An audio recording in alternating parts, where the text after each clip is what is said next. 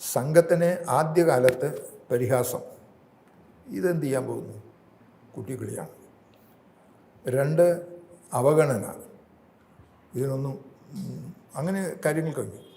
എതിർപ്പ് സർക്കാരിൻ്റെ ഭാഗത്തുനിന്നും കമ്മ്യൂണിസ്റ്റ് പാർട്ടിയുടെ വിഭാഗത്തുനിന്നും മലബാറിലെ മുസ്ലിം ഭാഗത്തുനിന്നും തിരുവിതാംകൂർ ഭാഗത്ത് ക്രിസ്ത്യൻസിൻ്റെയും പ്രത്യേകിച്ച് ശബരിമലയുടെ കാര്യങ്ങളൊക്കെ വരുമ്പോൾ ഈ തരത്തിലുള്ള പലതരത്തിലുള്ള എതിർപ്പുണ്ട്. നമ്മൾ കുട്ടെന്നുള്ള ഒരാൾ പത്തനംതിട്ട ഭാഗത്ത് ക്രിസ്ത്യൻ ആൾക്കാരുകൊണ്ട് കൊല ചെയ്യപ്പെട്ടിരുന്നു. ഇതിനൊക്കെ അതിജീവിച്ച് സംഘം വളർന്നു. ഇന്ന് സംഘത്തിന് സ്വീകാര്യത വന്നു. ഒരു കാലഘട്ടത്തിൽ സംഘത്തോട് അനുകൂലിക്കുന്ന ആൾക്കാർ ഉണ്ടായിരുന്നെങ്കിലും പരസ്യമായിട്ട് അവർ വരാൻ തയ്യാറില്ല. അങ്ങനെയുള്ളൊരു കാലഘട്ടം ഉണ്ടായിരുന്നു.